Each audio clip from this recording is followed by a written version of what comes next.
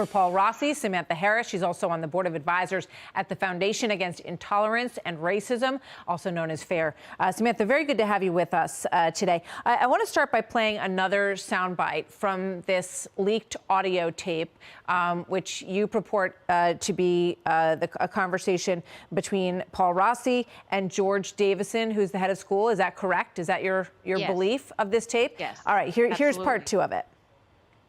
Okay, so we're demonizing white kids. Why don't you just say it?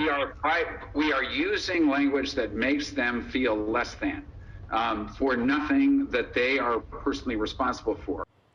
So I'm curious, Samantha. The school will not verify that this is George Davison on the tape. Do you have any proof that it is? Other than my client would testify under oath that is the meeting that had taken place. Mm-hmm. We have the full recording.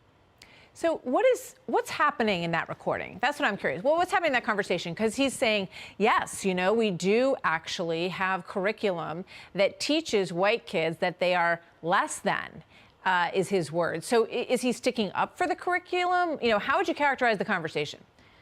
Well, I think that it was a frank conversation between the head of school and someone he knew felt a certain way about this curriculum. And I think what it shows you, and what I see every day in my practice, is that this ideology is being spread through fear. People are terrified to speak out, even though they see people being divided and demeaned on the basis of their race, and they know it's wrong. Many, many, many people know it's wrong, but they are afraid to speak out for fear of losing their jobs, and for fear of, if they're a parent, for fear of their child facing repercussions in the school. And I think the real takeaway from this audio is that, even people at the highest levels of these institutions have doubts about what this is doing to children, but they're afraid to say so publicly.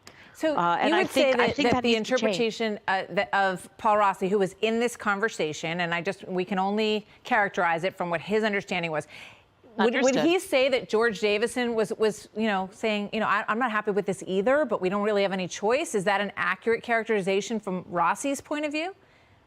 I think he's saying that he shares Rossi's concerns about the way the curriculum is being implemented. I mean, look, neither Paul Rossi agrees that racism is a terrible thing and that children, need to learn to treat one another as individuals and with respect and with dignity and fairness.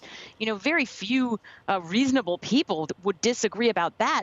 This is really a discussion about how this should be taught in the schools, and the critical race theory. The critical race theory ideology is just one way to approach this. And it's a way that, many people, Paul Rossi and myself included, believe is incredibly toxic and divisive. And I think what we see on this audio is that the head of the school shares some of those concerns. Yeah, it's fascinating. But is afraid to say so publicly. Let me ask you before I let you go, Samantha, is it true, is it Paul Rossi's understanding that there were kids in his class who said, I don't want to be in his class anymore? I'm not comfortable in his class anymore. Is that what happened? That is what the school has said. I think what's important to understand is that the reason that Paul Rossi spoke out in the first place is because he knew that there were students, because these students had come to him, who were afraid to speak out about this ideology. And he wanted to model that it's possible to speak out.